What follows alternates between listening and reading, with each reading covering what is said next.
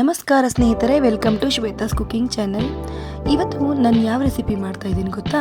ಕರ್ಜಿಕಾಯಿ. ಇನ್ನೇನು ಹಬ್ಬ ಎಲ್ಲ ಬಂದ್ಬಿಡ್ತಲ್ವಾ, ಗಣಪತಿ ಹಬ್ಬ ಎಲ್ಲ ಬಂತಲ್ವಾ. ಈ ಕರ್ಜಿಕಾಯಿ ಅನ್ನೋದು ಒಂದು ಒಳ್ಳೆ ಆಪ್ಷನಲ್ಲು. ಸೊ ಇದನ್ನು ನಾವು ಯಾವ ರೀತಿ ಮಾಡೋದು, ಹಾಗೆ ಇದಕ್ಕೆ ಏನೇನು ಇಂಗ್ರೀಡಿಯೆಂಟ್ಸ್ ಬೇಕು ಅಂತ ನೋಡ್ಕೊಂಡು ಬರೋಣವಾ?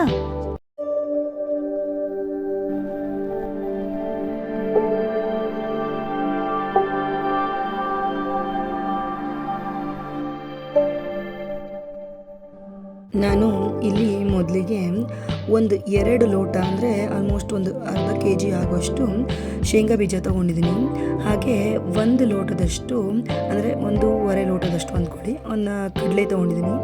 ಆಮೇಲೆ ನೋಡಿ ಒಂದು 2 ಕಪ್ ಅದೇ ಇದರಲ್ಲಿ ಅಳತೆಯಲ್ಲಿ ಲೋಟದಲ್ಲಿ 2 ಕಪ್ ಆಗೋಷ್ಟು ಕೊಬ್ಬರಿ ತೊಗೊಂಡಿದ್ದೀನಿ.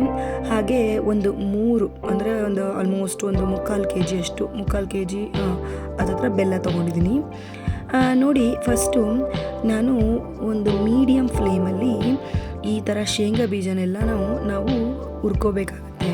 ಅಂದರೆ ಇದು ಶೇಂಗಾ ಬೀಜ ಎಲ್ಲ ಈ ಥರ ಮಧ್ಯ ಸೀಳ್ ಬರಬೇಕು, ಅಂದರೆ ಹಸಿ ವಾಸನೆ ಎಲ್ಲ ಹೋಗಬೇಕು, ರುಬ್ಕೋಬೇಕು, ಆ ಥರ ಹುರ್ಕೋಬೇಕು. ಮತ್ತು ನೋಡಿ, ಇಲ್ಲಿ ನಾನು ಕಡಲೆನ ಫಸ್ಟ್ ಏನು ಮಾಡ್ತೀನಿ, ಪೌಡರ್ ಮಾಡ್ಕೊತೀನಿ.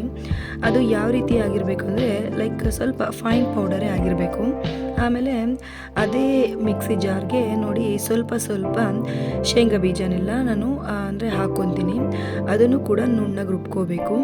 ಮತ್ತು ಈಗ ನಾವು ಕೊಬ್ಬರಿನೂ ಹಾಕಬೇಕು, ಕೊಬ್ಬರಿನೂ ಕೂಡ ಈ ಥರ ನುಣ್ಣಗೆ ರುಬ್ಕೋಬೇಕಾಗುತ್ತೆ. ಈಗ ನೋಡ್ಬೋದು ನೀವು, ನಾನು ಬರೀ ಇಲ್ಲಿ ಏನು ಮಾಡ್ತಾಯಿದ್ದೀನಿ ಅಂತ ಹೇಳಿದ್ರೆ ಬೆಲ್ಲನ ನಾನು ಈ ಥರ ಸಣ್ಣಕ್ಕೆ ಕುಟ್ಟಿಟ್ಕೊಂಡಿರ್ತೀನಿ. ನೋಡಿ, ಇಲ್ಲಿ ಈ ಬೆಲ್ಲನೂ ಮತ್ತು ಯಾಕೆ ಅಂತ ಹೇಳಿದ್ರೆ ಬೆಲ್ಲ ನುಣ್ಣಗೆ ಪೇಸ್ಟ್ ಆಗಲ್ಲ ಅಲ್ವಾ, ಅದಕ್ಕೋಸ್ಕರ ನಾನು ಕಡಲೆ ಹಿಟ್ಟಿರುತ್ತೆ ಅಲ್ವಾ, ಕಡಲೆ ಪುಡಿ ಮಾಡ್ಕೊಂಡಿದ್ದಲ್ಲ, ಅದನ್ನೆಲ್ಲನೂ ಬೆಲ್ಲದ ಜೊತೆ ಮಿಕ್ಸ್ ಮಾಡ್ಕೊತೀನಿ, ರುಬ್ಕೊತೀನಿ ಈ ಥರ. ಆಮೇಲೆ ನೋಡ್ಬೋದು ಈ ಥರ ಅಂದರೆ ಇಷ್ಟು ದೊಡ್ಡ ಉಂಡೆ ಮಾಡ್ಕೋಬೇಕಾಗುತ್ತೆ. ಅದಕ್ಕೆ ಮತ್ತು ಈ ಥರ ನಾನು ಹಿಟ್ಟು ಕಲಿಸೋದು ಅಂದರೆ ನಾರ್ಮಲ್ ಚಪಾತಿ ಹಿಟ್ಟು ಥರನೇ ಕಲಿಸ್ಬೇಕಾಗಿರುತ್ತೆ ಅಷ್ಟೇ. ಇಲ್ಲಿ ನೋಡಿ ಈ ರೀತಿ ನಾವು ಲಟ್ಟಿಸ್ಕೋಬೇಕಾಗುತ್ತೆ. ಮತ್ತು ಅಗಲ ಇರಬೇಕು, ಸ್ವಲ್ಪ ಈ ರೀತಿ ಉದ್ದ ಆಗಿ ಲಟ್ಟಿಸ್ಕೋಬೇಕಾಗತ್ತೆ. ಆಮೇಲೆ ನೋಡಿ, ಇಲ್ಲಿ ಈ ರೀತಿ ಈವನ್ ಆಗಿ ಅಂದರೆ ಉದ್ದನೂ ಅಷ್ಟೇ ಇರಬೇಕು, ಅಗಲನೂ ಅಷ್ಟೇ ಇರಬೇಕು. ನೋಡ್ಬೋದು ಈ ರೀತಿ ನಾನು ಮಾಡ್ಕೋತಿದ್ದೀನಿ. ಈಗ ನಾನು ಫಸ್ಟ್ ಕೈಯಲ್ಲಿ ಇಟ್ಕೊಂಡು ಯಾವ ರೀತಿ ನಾವು ಈ ಥರ ಹೂರ್ಣ ಅಂದರೆ ಅಥವಾ ಪೌಡರ್ ಇರುತ್ತಲ್ವ, ಕರ್ಜಿಕಾಯಿ ಪೌಡರು ಯಾವ ರೀತಿ ತುಂಬ್ಕೋಬೇಕು ಅಂತ ಹೇಳ್ತೀನಿ. ಮೊದಲಿಗೆ ನಾನು ಒಂದು ಹತ್ತಿಲಿ ಈ ರೀತಿ ಎಲ್ಲ ಕಡೆನೂ ಅಂದರೆ ಆ ಎಲೆ ಎಲ್ಲ ಕಡೆನೂ ನಾನು ನೀರು ಹಚ್ಕೊತೀನಿ. ಆಮೇಲೆ ನೋಡ್ಬೋದು ಈ ರೀತಿ ಸ್ವಲ್ಪ ಕೈಲಿ ಇದು ತೊಗೊಂಡು ಕರ್ಜಿಕಾಯಿ ಪೌಡರ್ ತೊಗೊಂಡು ನೋಡಿ ಈ ರೀತಿ ಎಲ್ಲ ಹಾಕ್ಕೋಬೇಕಾಗುತ್ತೆ. ಆಮೇಲೆ ಈ ಒಂದು ಸೈಡ್ನ ಫೋಲ್ಡ್ ಮಾಡಬೇಕಾಗುತ್ತೆ. ನೋಡಿ, ಒಂದೇ ಸರಿ ಹಿಂಗೆ ಈ ರೀತಿ ನೋಡಿಕೊಂಡು ಫೋಲ್ಡ್ ಮಾಡಿಬಿಟ್ಟು ನೋಡಿ ಒಂದು ಸರಿ ಈ ಥರ ಎಲ್ಲ ಸೈಡ್ಸ್ನೂ ಈ ಥರ ಮಡ್ಚ್ಕೊಳ್ಬೇಕಾಗುತ್ತೆ.